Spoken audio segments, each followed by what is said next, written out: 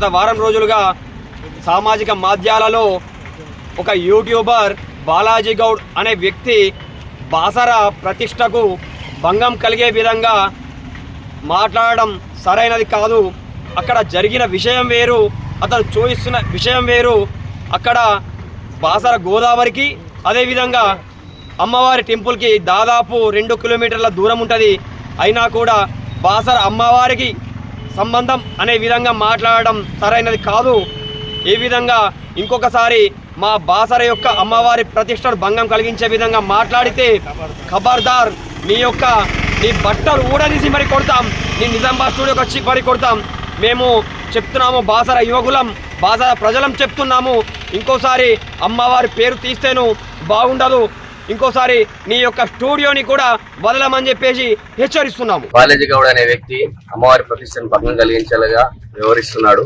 అక్కడ జరిగిన విషయం ఏం సంబంధం లేకుండా, అతనికి ఏం తెలియకుండా, వ్యక్తులు తెలియదు, సంబంధం తెలియదు, వరద కోసం వచ్చిన అతను ఆలయ ప్రతిష్టను దెబ్బతీసే విధంగా మార్పింగ్ వీడియోలతో, తప్పుడు మాటలతో అందరినీ దారి మళ్లిస్తున్నాడు. అలాగే ఈ డబ్బులు సంపాదించుకోవాలంటే ఎక్కడైనా సంపాదించుకోండి, దయచేసి అమ్మవారి పైన డబ్బులు సంపాదించుకోకండి. చిల్లర రాజకీయాలు, చిల్లర ఫేక్ రిపోర్టింగ్ చేసుకుంటూ మీ డబ్బులు సంపాదిస్తారంటే మేమందరం కళ్ళు మూసుకొని గప్చుప్గా కూర్చుంటాం అనుకుంటే అది మీ పొరపాటే.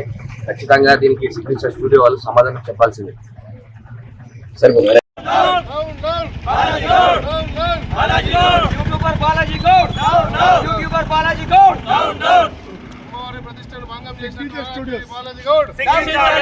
సరే signature studios Balaji Goud, signature studio Balaji Goud ను వెంటనే శిక్షించాలి. సైడ్ లా వెయిట్ మరి సైడ్ లా సైడ్ లా